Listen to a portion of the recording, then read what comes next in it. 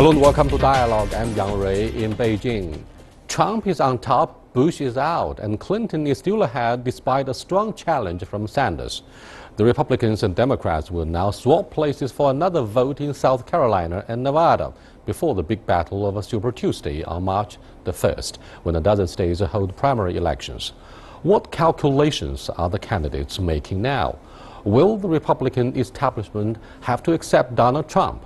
And what possibilities are looking likely for the general election?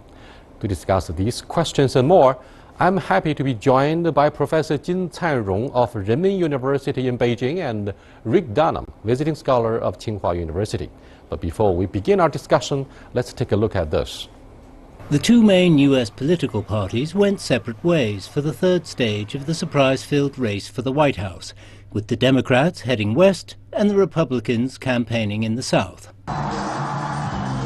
In South Carolina, Republican frontrunner Donald Trump grabbed a big win. With 99% of South Carolina precincts reporting, Trump had 32.5%, followed by Marco Rubio with 22.5% and Ted Cruz with 22.3%. I think we need somebody in there that's not so much a politician anymore, that's smart on finances, smart on budgeting, not afraid to make choices that are debatable. We need that in this office. And it's not about politics anymore, it's about getting a job done, and I think he has a proven record of getting jobs done, so I'm excited. The results were not good news for former Florida Governor Jeb Bush, brother and son to former U.S. presidents. He dropped out of the White House race after finishing 5th in South Carolina. On the Democratic side, Hillary Clinton, who was defeated in New Hampshire, overcame a strong challenge from Bernie Sanders to win the Nevada caucuses. With about 85% of precincts reporting, Clinton was at 52.5% to 47.4% for Sanders. Clinton says Americans are right to be angry, but also hungry for what she calls real solutions. Both Clinton and Sanders worked hard to reach out to African Americans, Hispanics, and Asian Americans, who make up roughly half of the state's population. Clinton was counting on a major Hispanic voter turnout, especially among Las Vegas hotel and casino employees. The victories by Trump and Clinton strengthened their positions as the frontrunners in their parties' respective presidential nominations ahead of the November 8th general election. Rick, isn't it a big surprise for you that Jeb pulled out of the race, because he was regarded, and he's been regarded by Republicans as the establishment candidate to topple Donald Trump, yet he was the first to drop out? Well, I'm not surprised that he dropped out now. He's had a horrible campaign. I mean, he's had loss after loss after loss. What I am surprised at is how bad his campaign has been. He had more money than any other candidate. He had the Bush name. He had support from so many elected officials. He had support of the party establishment, but he never gained traction. He didn't connect with individual voters, and the Republican Party changed from the time his brother was president. It's much more conservative. It's much more populist, anti-big business than it was during the heyday of the Bush dynasty. He is son and brother of a former president of the United States, and yet why he refused to bring his brother and the father and even his grandmother Barbara earlier into the arena, and that somehow kept people wondering why. Well, I think it was a mistake in the end, but he very much wanted to run on his own. His slogan was Jeb with an exclamation point. Like Al Gore trying to keep Exactly. distance from Lewinsky scandal. That's right, from Bill Clinton, but the problem was he didn't have the support as Jeb. He had the support as a member of the Bush family, and so it was a miscalculation. I understand why he did it. Like Al Gore, who wanted to win on his own, didn't want Bill Clinton to play in it. But when you do that, it tends you get all of the negative, but you get very little of the positive out of it. You know what, Professor Jin, here most of the Chinese who follow the process of the elections here would say, hey, this guy will definitely falter, and yet all of us here have been proved wrong. Why do you think this guy is on top? I think one explanation is that the U.S. is now facing problem. For many average people, the country is on the wrong track. They want to have a new leader. And Donald Trump say something very fresh, sometimes political incorrect, right? But that's very appealing to those populists. Actually, in United States, there is a very strong tradition of populism, traced back to Andrew Jackson, Yes. right? And he's very appealing to them. So used to be people underestimate his charming. He's a non-traditional politician, right? He's a maverick. Yeah, and perhaps from the perspective of average people, they need a fresh face, right? Well, of course, by old the face- end of the presidential terms, either 4 or 8 years, most of the electorate would have been left, disillusioned. They want to have a change. That's why, in the first campaign, President Obama and his team said that we can make a difference, right? Yes, we can through the internet. This time around, people have been left disillusioned about the fears about the issue of immigration. Of course, they want to have a new face. So, why we have had this culture of fears in the United States?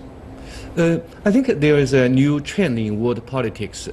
People has strong resentment to professional politicians, right? In China's Taipei, Ke Jianmin, he's a doctor, right? But he welcomed by average people. And in France, in those rightists, they are new, non-professional, right? Guys get opinion. So that's, to some extent, that's a failure of traditional politics in West. What about the turnout of the elections this time around for the primaries? Well, Republicans have been breaking records almost every time. Donald Trump is bringing out new voters. He's bringing out people who are alienated from the system, and it's changing the electorate. He's winning non-traditional Republican voters. Again, there's an economic component to this. A lot of people who are middle-aged, particularly men, have been left behind by the changing economy, by the globalization, and they are angry. They're angry. They've never recovered from the Great Recession of 2007, 2008, 2009, and they hold other people responsible, not them, whether it is Mexico or China or immigrants in general or Barack Obama and those people who are taking over the United States. And Donald Trump is very effectively tapping into that kind of anger with skilled rhetoric. You can tell that he's a television performer. He knows how to be incendiary, how to attack and get attention. Secretary Clinton was ahead of Bernie Sanders in Nevada, where Hispanics, African Americans, and Asians make up over 50% of the local population. Now, last weekend, up to 100,000 Chinese Americans turned out in protest against the alleged poor treatment of Peter Liang, a New York police officer, for shooting a poor guy dead 2 years ago. Now, do you think the anger of the Chinese electorate in the United States may have produced some impact upon the results of the primary there in Nevada? No, I don't think so. You don't think so? I don't think so. But the Chinese say we should have long been united in delivering our voice to shape the course of American politics. Do you think that's going to work? I hope after this Peter Liang event, there will be more Chinese America join the political process. Used to be Chinese people very self-centered, they're interested in money, right, and not in politics. Their number is quite small, right? But more important is that they much less interested in politics than other ethnic groups. So that's their problem. But after this event, I hope the situation will be changed. So far, we've been talking about conventional politics, conventional wisdom. But Donald Trump proves that the conventional wisdom would be wrong. So Would you elaborate a little bit further why he prevailed so far in most of the cases? And polling is always accurate despite the predictions that he's going to falter. Right. Well, to me, what is amazing is all of the rules of American politics have been broken this year. He has insulted the Pope. He has insulted prisoners of war. He has insulted women. He has insulted many different times immigrants, and it hasn't made a difference. If anything, it's helped. The polling is showing him in the lead, and it's because he's built a coalition that transcends traditional interest group politics. He was the leader among moderate Republicans in South Carolina. He was the leader among evangelical Christians. Ted Cruz barely was the leader among the most conservative. But Donald Trump is getting votes from across the ideological spectrum. So really what's happened is he's broken conventional wisdom. All of the way that we as journalists have analyzed American politics for the past generation is being rewritten this year.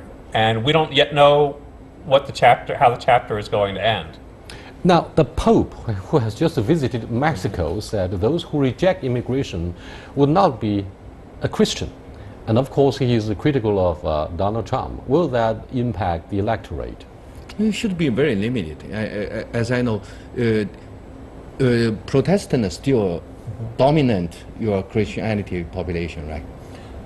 So I don't think Pope's impact is that. But he was very popular with the Americans, whatever the believers. So what do you think of the popularity of the Pope? The Pope is more popular than any politician in the United States. Probably the First Lady, Michelle Obama, is the only one in the United States who would come even close to the Pope.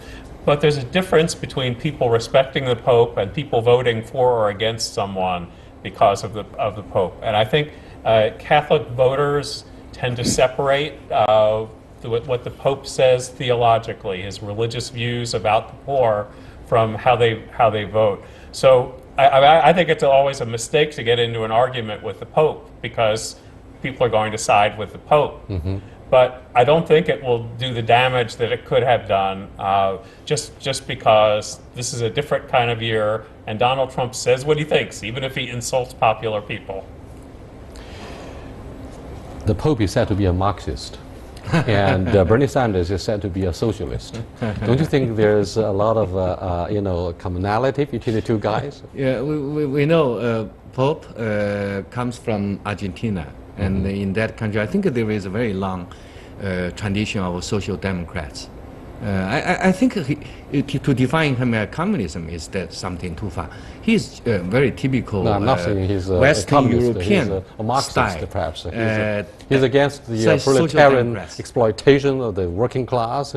He showed deep sympathy with the poor, the disadvantaged social groups in the United States during his visit. That was apparently a very touching moment for the poor and unfortunate.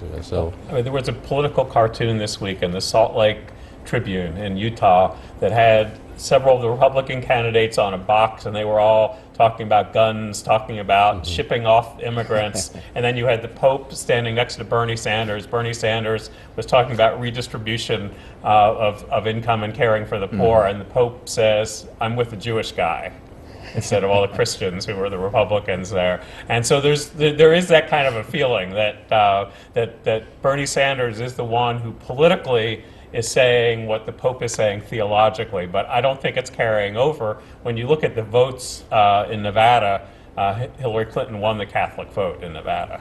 Thank you very much. You're watching Dialogue with Professor Din Tai-rung and Professor Rick Dunham. We're discussing the ongoing campaign in the U.S., which is unfortunately riddled with a lot of surprises and even sexual innuendos. We'll be back in a short while. Stay with us.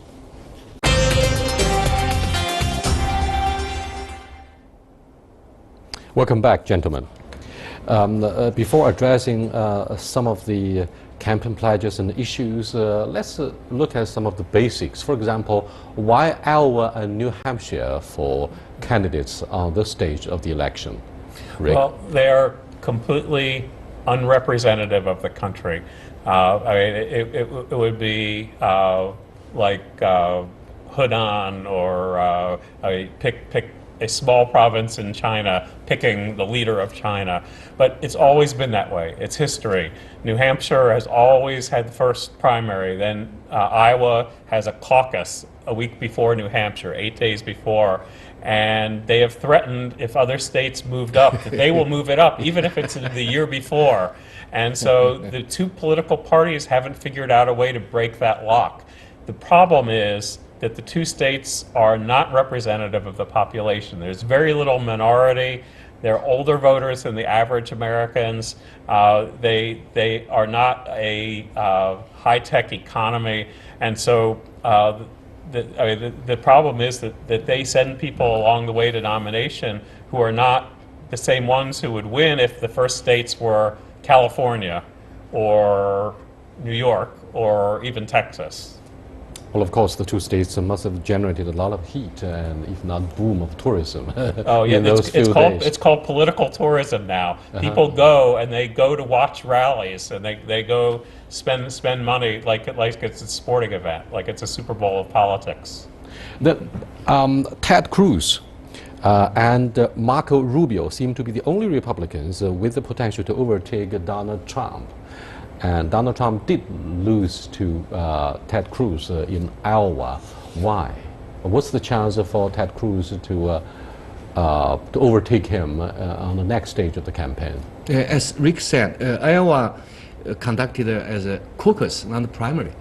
So it's more typical, political activists' choice, not a choice of average voters, right? Caucus, right, different from average votes. Among those caucus, I don't think they consider Trump will help them to win the general election. But good beginning is half the battle. Donald Trump kicked off to a lackluster start, and that would be very bad for him. But everybody was proved wrong. He came from behind, and so let's look at some of the major issues that may have swayed the undecided as well as the traditional supporters of Donald Trump. Well, I think the biggest issue that he's been using is immigration. Immigration. And he says he will build a wall on the border with Mexico and make Mexico pay for it. That's what the Pope was mad about. And other Republicans just say, first, we can't do it. You can't just do it because you are good at building things. And secondly is, how can you force Mexico to pay for it? But it is good rhetoric. And it highlights a point with a lot of these angry voters where they feel their jobs are being exported to other places. And Donald Trump says, Mexico. And they're sending, he said crudely, they're sending their rapists across the border. And that was crazy. Yeah, I mean, Mexico is not happy with Donald Trump, nor are Mexican American voters, who are very important in the general election in a number of key swing states like Colorado, Florida, exactly. Well, this guy, Donald Trump, may have appealed to the mind and heart of those angry public, and he took advantage of the public anger and fears by allegedly proposing to construct a war between Mexico and the United States. What about a hidden great war between the ethnic Chinese and the Americans? Because more and more wealthy Chinese middle class families, as well as super rich guys from our country, consider proactively buying properties and making investment there in what amounts to be the outbound capital flight from our country when RMB is said to be to run the risk of depreciation. What do you think of his attitude towards the Chinese or China policy? I think his policy towards Chinese people is okay. People noticed during China's Lunar New Year, his granddaughter, there was a video, his granddaughter sing Chinese poet, very beautiful little girl, and sing Chinese Tang Dynasty poet, 曲项向这个 very interesting. I'm foolish, Yeah, that's a yeah. very popular poem with the Yeah, Chinese. so I kids think here. he interested in That's China's impressive. market, and Chinese people. But he try to show he defined Chinese government. He try to separate Chinese people and He's shrewd. the He's government. after all a businessman. He knows that He's gonna very do good business with business China. guy, right? Well, and he's in favor of Chinese business people in the United States or Chinese capitalists in the United States. But sometimes he's gotten confused between China and Japan. Like he said, he was against the Trans-Pacific Partnership because China was involved in it. And so these are the kinds of things. He has shown a lack of sophistication at times about East Asian policy. And he said that he would put a 45% tariff on Chinese goods in the United States before he said he didn't say it. And then the tape came out of him saying it. Nobody would think seriously that Donald Trump is a guy of foreign policy, and foreign policy is not his territory compared with Secretary Clinton. What do you think of his campaign success in Nevada between Hillary Clinton and Bernie Sanders? Do you think dynamics and momentum would be maintained for Secretary Clinton in the next stage of the elections? And what do you think of how do you predict the performance of Secretary Clinton on Super Tuesday? Yeah. Perhaps the incoming Super Tuesday on March 1st will tell us some real trend in the coming election, because up to date, just the beginning. With the days closer to the general election, I think serious voters will come out. Now just What do you mean by theoretical- serious voters will be coming out? Who are those on this stage of the election? If you refuse to call them serious, they're going to be infuriated by your No. rhetoric. Actually, primary mainly involved by those so-called political activists. Okay. And political activists actually just account 10% of the whole population. And the Democratic turnout has been down from 2008, while the Republican turnout is at record levels. So if it comes back to normal levels on Super Tuesday, beyond the activists, it probably would benefit Hillary Clinton, because most of the activists on the Democratic side are the very liberal. In Iowa, a majority of the Democrats who voted in the caucuses said that they were socialists and not capitalists. So that tells you about the people who are showing up in Iowa. Why did Republicans lose most of the popular votes previously? Do you think there's going to be a seat difference this time around for Republicans? Well, it's a demographic shift. What's happened is there's increasing population of minorities across the board. I mean, particularly Mexican American and other Spanish speaking, but Asian American has grown significantly. African American population has grown. All of these groups are voting Democratic.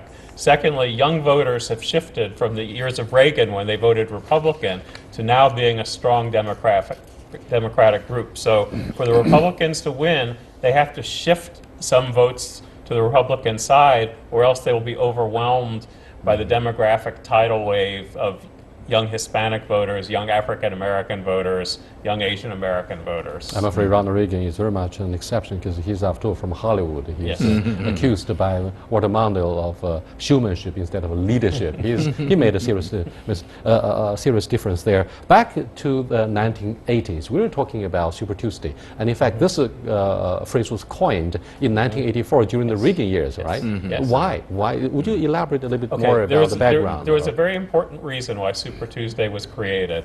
Moderate Democrats created Super Tuesday in southern states because the Democratic Party had nominated liberal candidates, and the candidates were to the left of the population in general.